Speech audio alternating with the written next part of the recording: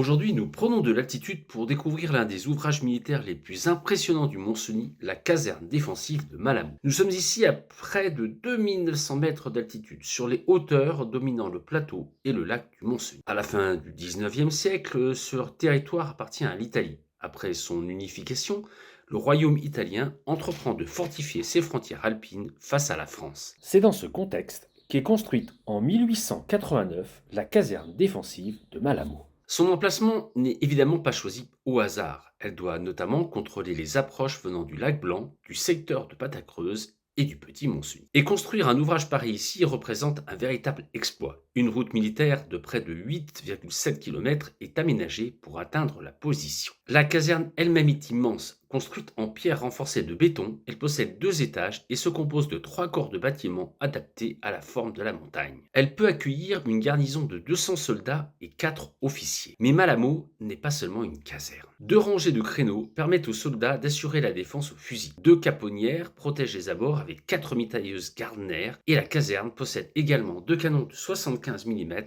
pouvant être sortis et installés sur une plateforme extérieure. Un chemin en partie protégé monte également jusqu'à un observatoire installé pratiquement au sommet, permettant de surveiller l'ancienne caserne. Et surtout, Malamo constitue un véritable complexe militaire. Un peu plus bas, vers le petit col de Malamo, se trouve la batterie de Malamo, construite elle aussi en 1889.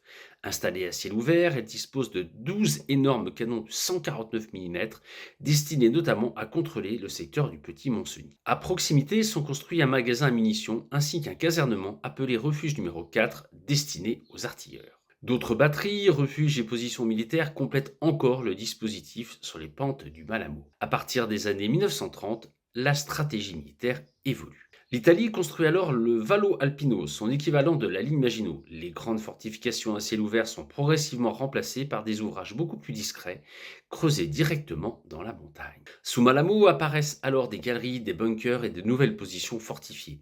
L'ancien observatoire est même réutilisé pour surveiller la frontière. Pendant la Seconde Guerre mondiale, le secteur conserve son importance stratégique. Puis, en 1947, le traité de Paris modifie la frontière. Le Mont-Cenis et Malamo deviennent français. Aujourd'hui, il ne reste que les ruines de cet extraordinaire ensemble militaire.